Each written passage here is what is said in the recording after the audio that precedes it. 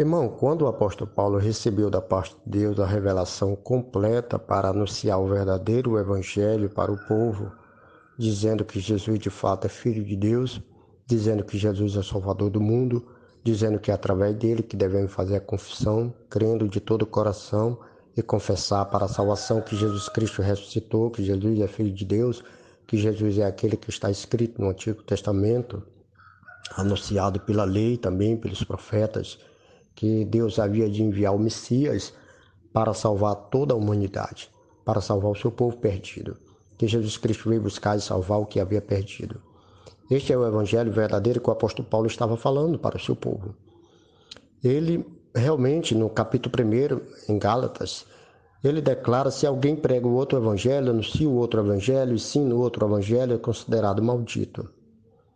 O apóstolo Paulo estava preocupado com os crentes de Gálatas, que estavam abandonando a graça, estavam abandonando a salvação, estavam abandonando o sacrifício de Cristo, estavam abandonando o verdadeiro evangelho, estavam abandonando a confissão de fé, estavam abandonando de andar no Espírito, estavam abandonando tudo aquilo que Jesus havia ensinado para nós. Quando Jesus disse: eu sou o caminho, a verdade e a vida, e vinde a mim todos que estáis cansados, conhecerei a verdade vos libertará. Tem que nascer de novo para ver o reino de Deus, e está pronto o machado para cortar a raiz, e temos que produzir fruto de arrependimentos. Toda essa pregação anunciada pelo apóstolo Paulo, que ele recebeu da parte de Deus o verdadeiro evangelho por meio de Cristo para anunciar aos gentios a se arrepender de seus pecados e se voltar para Deus na bendita pessoa de Jesus Cristo. Por isso que o apóstolo Paulo diz: se alguém tenta se justificar pelas obras da lei, está separado de Cristo e também da graça tem de cair, porque nenhum homem, nenhuma carne pode ser justo diante de Deus pelas obras da lei. O apóstolo Paulo havia dito também: pela graça sois salvos mediante a fé, isto não vem de vós, é dom de Deus. E aí o povo estava abandonando a graça, abandonando o verdadeiro evangelho, abandonando o sacrifício de Cristo, que é suficiente e eficaz para nós, e estava seguindo o outro evangelho. Aí o apóstolo Paulo disse: mesmo que pregue o outro evangelho, mesmo anunciando o outro evangelho, mesmo que alguém saia pregando o evangelho diferente, mesmo que desça o anjo do céu, é considerado maldito. O apóstolo Paulo diz isso. Aí ele continua fazendo a pergunta, e essa pergunta, até o dia de hoje, está lá a interrogação. Quando ele diz: como é que vocês querem voltar outra vez para os rudimentos pobres e fracos? Guarda da dieta religiosa, dias, mês, ano? Como é que vocês querem voltar de novo?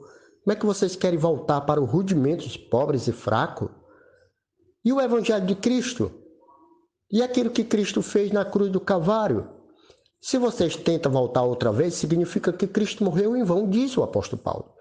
Significa que Cristo morreu de balde. Se vocês voltam outra vez para a prática do Antigo Testamento, significa que o sacrifício de Cristo não valeu nada. Estais firme na liberdade com que Cristo nos libertou. Aí ele vai contar a história do filho de Ismael e de Abraão. Ele declara que Abraão foi salvo pela fé. Abraão foi salvo pela fé. E Deus fez a promessa para Abraão 450 anos antes da lei. A lei veio depois, mas Abraão já era salvo. De sorte, os que são da fé são benditos como crente Abraão. E os que são de Abraão, que são pelas promessas, são salvos pela fé também. Mas a graça que Deus nos dá por meio de Cristo nos alcança também. O ato salvador de Deus também é pela graça. O ato salvador de Deus também é pela fé. Esta é a mensagem do apóstolo Paulo, tanto para os gentios, como para os colossenses, como para os gálatas, como para toda as comunidades, para os romanos, para os gentios. É a respeito do sacrifício de Cristo, que é suficiente e eficaz. E ele continua declarando que Jesus Cristo é superior, ele é maior, ele é a arca da aliança, ele é o sacerdote superior, ele é o sacerdote celestial, ele é o templo celestial, ele é o candeeiro, ele é a luz do mundo. Nós não precisamos mais voltar para as coisas do Antigo Testamento. porque Jesus Cristo é sombra de tudo aquilo que havia no Antigo Testamento. Ele é tudo aquilo que havia passado no Antigo Testamento. Agora nós estamos em Cristo Jesus, porque não há condenação para os que estão em Cristo. E somos também, de fato, uma nova criação em Cristo Jesus. Para que voltar para o sacrifício de animais? Para que, outra vez, usando todos os rituais do Antigo Testamento, candeeiro, sacerdote humano, templo feito de pedra, essas coisas todas? Diz as cartas aos Hebreus, nós não precisamos mais aquilo, porque Jesus Cristo é o sacrifício superior. Jesus Cristo é o sacerdote celestial. Jesus Cristo é a arca superior. Jesus Cristo é tudo aquilo que havia no Antigo Testamento e ele é o próprio sábado.